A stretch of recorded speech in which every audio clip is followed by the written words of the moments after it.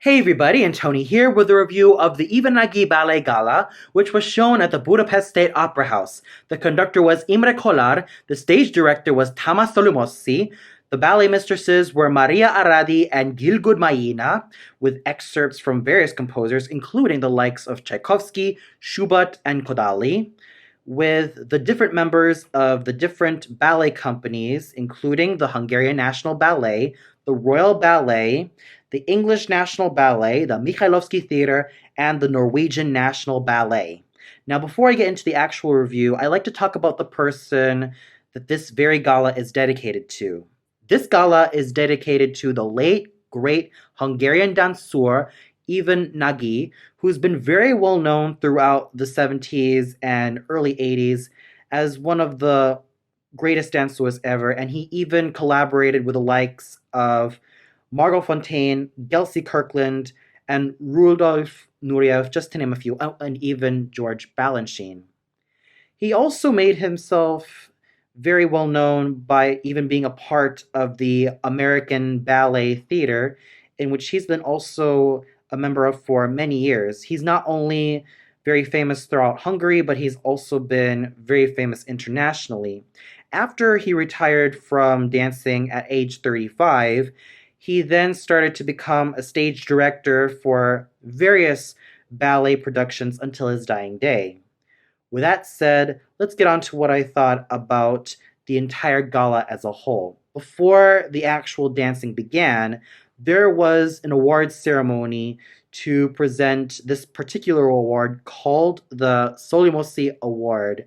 And this went to one of the dancers whose name was Dmitry Timofeyev, who also performed the role of the prince in Tchaikovsky's Sleeping Beauty. And the trophy was basically a nutcracker doll, which I thought was very cute.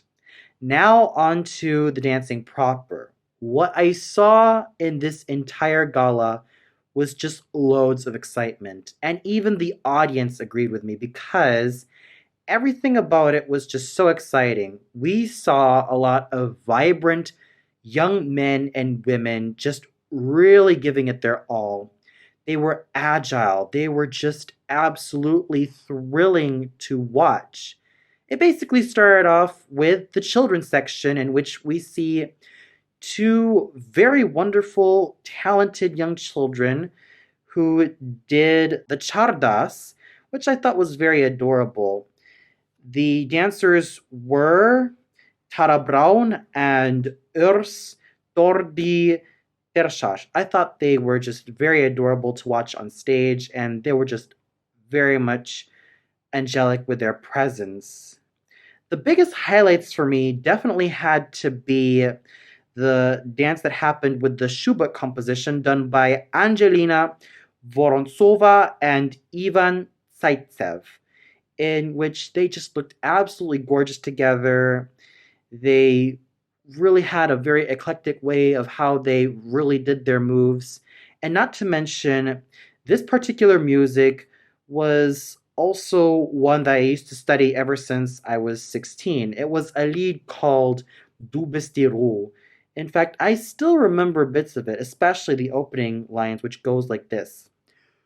Du bist die Ruhe, der Friede mit, die Sehnsucht du und was sie steht. So, yeah.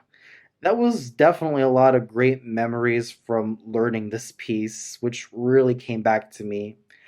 I was even tempted to even try it out myself, or even to just to try to sing this in the theater, but I knew I was going to be in trouble. But still, it really brought a lot of great memories, really studying that piece with one of my vocal teachers, Dennis Namokakat. It was just a great piece of nostalgia just listening to that wonderful piece of music. And then we had the other highlights of the evening, which included the Sleeping Beauty Pas de Deux by Tchaikovsky, which were done by Aliya Tanikpaeva and Dmitry Timofeyev. These two had absolutely wonderful chemistry, and they just did very, very well all throughout.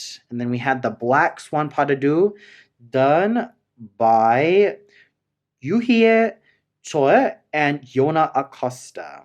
Very fine dancers and very, very fine chemistry.